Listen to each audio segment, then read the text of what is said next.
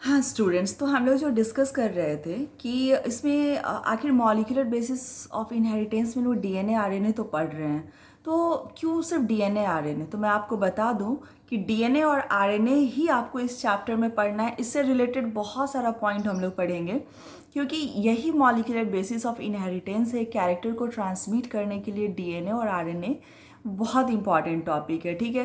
तो इस टॉपिक में हम लोग डीएनए के बारे में सेपरेटली पढ़ेंगे, आरएनए के बारे में सेपरेटली पढ़ेंगे। लेकिन उससे पहले जो मैं आपको बताना चाहती हूँ वो ये कि इस चैप्टर में जो मेन टॉपिक्स आपको डिस्कस करना है, आपने सुना होगा या आपने पढ़ा होगा, 3 टॉपिक है। रेप्लिकेशन है, ट्रांसक्रिप्शन है, ट्रांसलेशन है। तो चलो हम लोग देखते हैं एक छोटे से वीडियो में कि रेप्लिकेशन, ट्रांसक्रिप्शन और ट्रांसलेशन क्या होता है, ठीक है।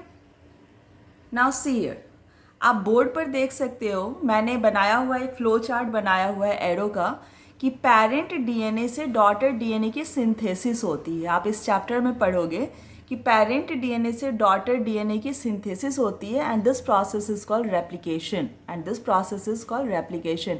ये टर्मिनोलॉजी आपको याद कर लेना है। अगर आपने इतना याद कर लिया तो समझिए आपने इस पूरे चैप्टर को याद कर लिया। Synthesis of daughter DNA from parent DNA is called replication, or in another way we can define that synthesis of new DNA from the old DNA, that is called replication। Means DNA से DNA की synthesis होने के process को हम लोग replication बोलते हैं, ठीक है। नेक्स्ट में देखो, नेक्स्ट में क्या दिया हुआ है कि DNA से सिंथेसिस हो रही है RNA की। हम लोग इस पूरे चैप्टर को बहुत ही डिटेल में पढ़ेंगे, धीरे धीरे छोटे छोटे वीडियोस में पढ़ेंगे ताकि आपको समझ में आ जाए। डीएनए से आरएनए की सिंथेसिस जो हो रही है, इस प्रोसेस को बोलते हैं ट्रांसक्रिप्शन। क्या बोलते हैं? ट्रांसक्रिप्शन। और आरएनए से लास्ट में प्रोटीन सिंथेसिस होती है, प्रोटीन सिंथेसिस होती है। तो synthesis of protein from RNA, this process is called translation. So you can see here there are 3 steps: replication, transcription and translation. RNA से प्रोटीन बनना, अगर आपने पढ़ा है मेरा वीडियो तो आपको याद होगा कि DNA and RNA nucleic acid हैं, और प्रोटीन जो है वो अमाइनो एसिड का चेन होता है। तो एक लैंग्वेज के दूसरे लैंग्वेज में चेंज होने की वजह से, न्यूक्लिक एसिड के अमाइनो एसिड में चेंज होने की वजह से इस प्रोसेस का नाम दिया गया है translation.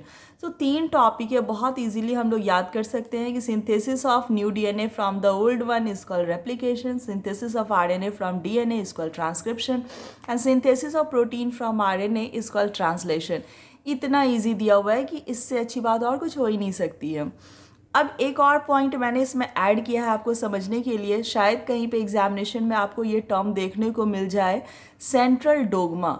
What is central dogma? ये जो 1 वे फ्लो चार्ट आप देख रहे हैं ना, 1 वे फ्लो चार्ट जो आप देख रहे हैं कि डीएनए से आरएनए बनना, आरएनए से प्रोटीन बनना, और इस तरह से एक बायोलॉजिकल सिस्टम में 1 वे आपका जो है क्या है, जेनेटिक इन्फॉर्मेशन का फ्लो है।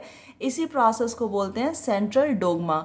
तो मैंने यहाँ पे डिफाइन भी कर दिया है, unidirectional flow of genetic information in biological system is called central dogma. अगर आपको ये वीडियो पसंद आया है तो लाइक और सब्सक्राइब जरूर करें, और हमारे साथ बने रहें। आपका ये चैप्टर इतना आसान होने वाला है, इतना ईजी होने वाला है कि आपको भी लगेगा कि अरे ये कैसे समझ में आ गया। You will surprise. So students, now subscribe my channel. Thank you, bye.